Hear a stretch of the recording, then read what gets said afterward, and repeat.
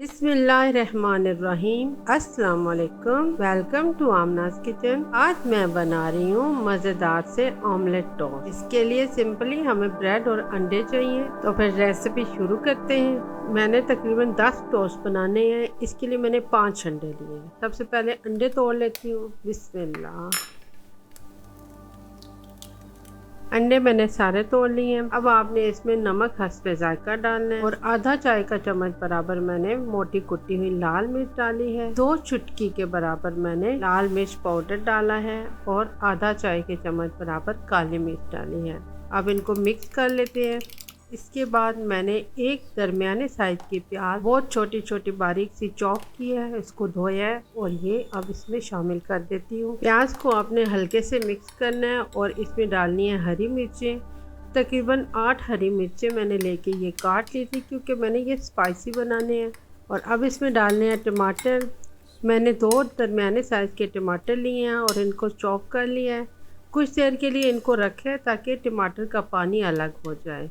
और उसके बाद अब मैं इसमें ये टमाटर शामिल कर रही हूँ। अब इसको भी अच्छी तरह से मिक्स कर लेते हैं और ये हमारा ऑमलेट का अमीज़ा तैयार हो गया है। अब हमने अपने टोस्ट बनाने हैं। चूल्हा हमने जला लिया है, तवा गर्म हो गया है। तो अब तवे के ऊपर मैंने 1 टेबल स्पून के बराबर कुकिंग ऑयल डाला है। ये थोड़ा सा गर्म हो गया है और अब इसके ऊपर ऑमलेट का अमीज़ा डालना है। 2 बड़े चम्मच के बराबर मैंने ऑमलेट का अमेज़ा डाला है और इस तरह से इसके ऊपर हमने ब्रेड का स्लाइस रख देना है और इसको हल्के हाथ से दबा देना है ताकि ये थोड़ा सा दब जाए और नरम हो जाए। और अब हमने इसको पकने देना है। और अब आपने इसको हल्के हाथ से इसकी साइड इस तरह एहतियात से पलट देनी है ताकि छींटे वगैरह ना उड़े और आपका हाथ वगैरह महफूज रहे। अब दूसरी साइड से भी आपने इसको हल्का गोल्डन फ्राई करना है और फिर एहतियात के साथ इसको आपने प्लेट में रख देना है। अब मैं आपको दूसरे तरीके से बनाना सिखाती हूँ। इसके लिए भी मैंने तवे पे 1 खाने के चम्मच बराबर कुकिंग ऑयल डाला है।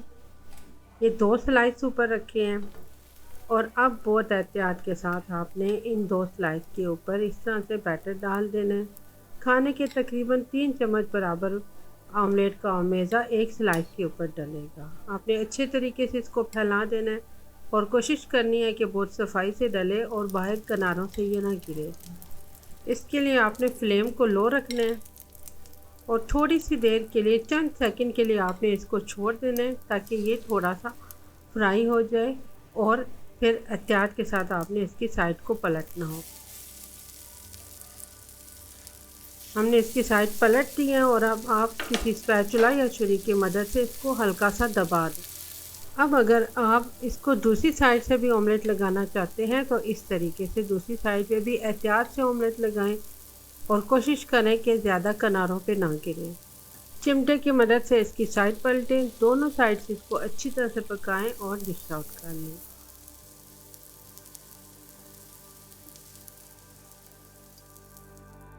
तो ये बहुत ही मज़ेदार सा ऑमलेट टोस्ट तैयार है। बहुत अच्छे, बहुत जायके वाले बनते हैं और बहुत सिंपल सी रेसिपी है। बहुत जल्दी बनने वाली है। मज़ेदार से टोस्ट बनते हैं। अगर भूख नहीं लगती तो ये टोस्ट बना के खाएं, आपको अच्छे लगेंगे जैसे कि बाबर इस वक्त खा रहा है। इन टोस्ट के साथ मैंने मज़ेदार सी ये बारबेक्यू सॉस बनाई है। इसकी रेसिपी मैंने आपके साथ पहले भी काफ़ी दफ़ा शेयर की हुई है, दोबारा किसी टाइम कर दूँगी। बहुत टेस्टी सॉस होती है ये, दही चटनी लहसुन वगैरह से बनती है, बहुत मज़े की और ये भूख को भी खोलती है। तो मुझे उम्मीद है इंशाल्लाह ये रेसिपी आपको अच्छी लगेगी। रेसिपी अच्छी लगे तो इसको लाइक कीजिए, शेयर कीजिए, दुआओं में याद रखिएगा। अल्लाह हाफ़िज़। अगर आपको हमारी ये वीडियो पसंद आई तो इसे लाइक करें और अपने दोस्तों के साथ शेयर करें। और अगर आप हमारी मज़ीद वीडियोस देखना चाहते हैं तो हमारे चैनल को सब्सक्राइब करें और नोटिफिकेशंस को ऑन कर लें ताकि आप हमारे चैनल की तमाम अपडेट से आगाह रहें। इसके अलावा हमें इंस्टाग्राम और फेसबुक पर फॉलो करें और अपनी रेसिपीज़ बनाकर हमारे साथ वहाँ पर शेयर भी करें। अल्लाह हाफ़िज़।